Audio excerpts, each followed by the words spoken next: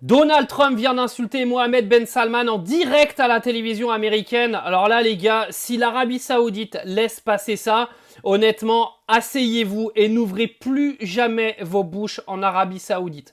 Je vais regarder ce qu'a balancé Trump sur MBS. Il ne pensait pas qu'il finirait par me lécher les fesses. Maintenant, il doit être gentil avec moi.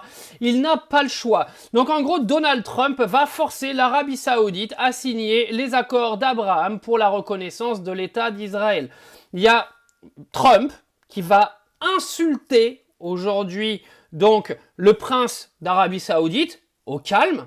Si l'Arabie Saoudite ne réagit pas derrière ça pour balancer ce qu'ils ont à balancer sur Trump, arrivé à un moment, il va falloir se poser vraiment des questions sur comment ils sont contrôlés là-bas.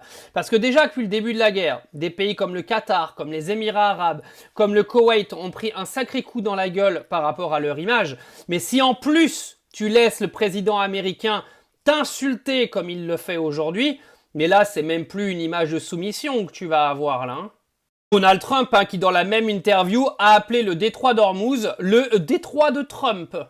En gros, le gars, comme il sait qu'il n'arrive pas à gagner la guerre sur le terrain, il essaie de s'amuser dans les médias pour essayer de détourner l'attention, comme d'habitude. Enfin bref, passons, attendons la réaction de Mohammed Ben Salman et de l'Arabie Saoudite. Dans le cas de Donald Trump, ce qui serait bien, c'est d'arrêter de s'asseoir et de lécher le cul aux Américains. Arrive un moment parce que bon, ça peut pas durer une éternité tout ça. Je veux bien qu'il y ait des accords financiers qui soient signés de tous les côtés, mais bon les gars, c'est pas une raison pour se soumettre et se mettre à genoux.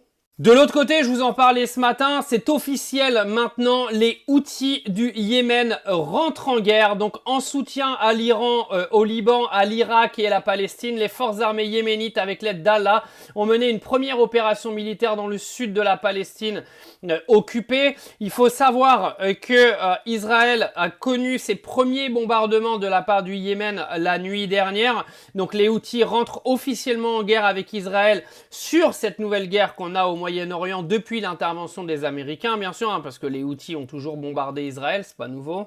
Mais c'est un nouveau front qui s'ouvre pour Israël, qui est déjà en énorme difficulté depuis maintenant plusieurs jours. Le dôme de fer est devenu le dôme du gruyère, avec des missiles qui passent dans tous les trous et qui sont en train de détruire Israël comme jamais. C'est comme le bilan des soldats américains, qui est beaucoup plus grave que ce que vous racontent aujourd'hui les médias mainstream.